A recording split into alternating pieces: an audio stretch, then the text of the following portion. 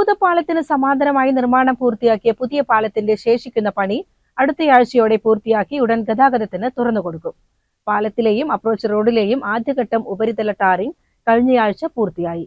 കൈവരിയുടെ ഏതാനും ഭാഗങ്ങളുടെ concrete, painting എന്നിവ മാത്രമാണ് പൂർത്തിയാക്കാനുള്ളത്.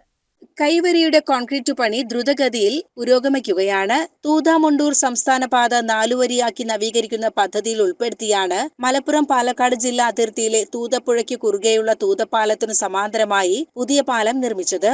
140 മീറ്റർ നീളവും 10 മീറ്റർ വീതിയും കിഴക്കുഭാഗത്ത് നടപ്പാതയുമുള്ള പാലമാണ് പൂർത്തിയാകുന്നത്. 2025 ഫെബ്രുവരിയിലാണ് നിർമ്മാണം തുടങ്ങിയത്. തൂണുകളുടെ പണി പൂർത്തിയാകുന്നതിന് മുൻപ് പുഴയിൽ വെള്ളം കൂടിയതോടെ മെയ് അവസാനം പണി താൽക്കാലികമായി നിർത്തിവച്ചു. വെള്ളം കുറഞ്ഞപ്പോൾ ഡിസംബർ അവസാനത്തോടെ ആധുനിക യന്ത്രങ്ങളുടെ സഹായത്തോടെ പണി വീണ്ടും തുടങ്ങി. 6 തൂണുകളിൽ വലിയ ഗർഡറുകൾ സ്ഥാപിച്ചാണ് പാലം നിർമ്മാണം. ജനുവരി 10-നാണ് തൂണുകളിൽ ഗർഡറുകൾ സ്ഥാപിച്ചു തുടങ്ങിയത്.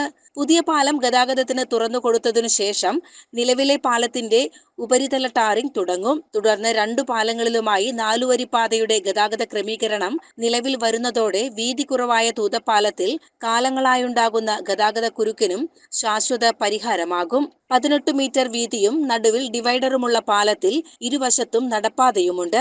റീബിൽഡ് കേരള പദ്ധതിയിൽ ഉൾപ്പെടുത്തി KSTP ലോകബാങ്കിന്റെ ധനസഹായത്തോടെയാണ് തൂതാമുണ്ടൂർ സംസ്ഥാന പാത 4 വരിയായി നവീകരിച്ചത്. തൂതയിലെ സമാന്തര പാലം നിർമ്മാണം ഉൾപ്പെടെ 323 കോടി രൂപയാണ് പദ്ധതി ചിലവ്. അപ്രോച്ച് റോഡുകളിലെ കൈവരികളുടെ കോൺക്രീറ്റിംഗും പെയിന്റിംഗും പൂർത്തിയായാലുടൻ പുതിയ പാലം ഗതാഗതത്തിന് തുറന്നു കൊടുക്കുമെന്ന് പി. മമ്മിക്കുട്ടി MLA പറഞ്ഞു. CCN ചെർപ്പുളശ്ശേരി.